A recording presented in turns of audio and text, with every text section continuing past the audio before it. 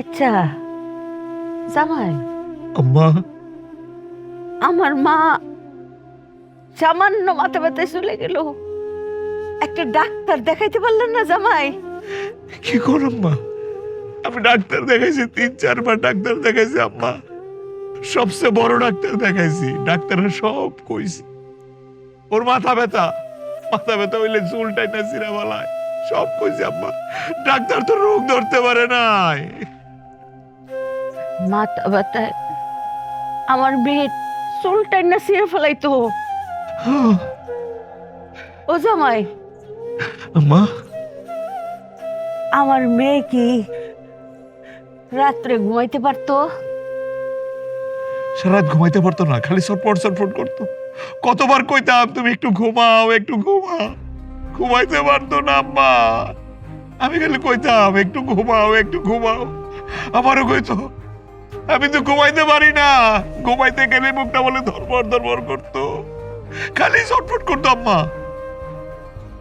জামাই, আমার মেয়ে কি মাথা ব্যথায় চিৎকার করতো, বলতো যে আমার মাথাটা কাইটটা ফেলাও? আম্মা, মাথা ব্যথা উঠলেই তো কইতো যে আমার মাথাটা কাইটটা ফালাই দাও, সিরা ফালাই দাও, আমি আর সহ্য করতে পারি না। আমার মেয়ে কি মাঝে মাঝে অদ্ভুত রকমের আচরণ করতো? হ আম্মা, হ। এমন আচরণ করতো যে সে না, ওইটা অন্য কেউ।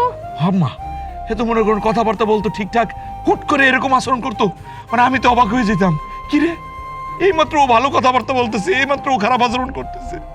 এরপর আম্মা মাথা গেলে এমনি এমনি এমনি এমনি জাগাইতো, আর এমনি এমনি ঢুস মারতো। জামাই, আম্মা, আমার মেয়ের জামা কাপড় কি প্রায় কাটা পাওয়া যাইতো? যেটা মনে হইতো সিরা আসলে কাটা, প্রায় পাওয়া যাইতো। আম্মা, কাটা পাইছি তো, এটা তো আমি কোনো গুরুত্ব দেই নাই, আমিও দেই নাই, আপনার মায়েও দেয় নাই।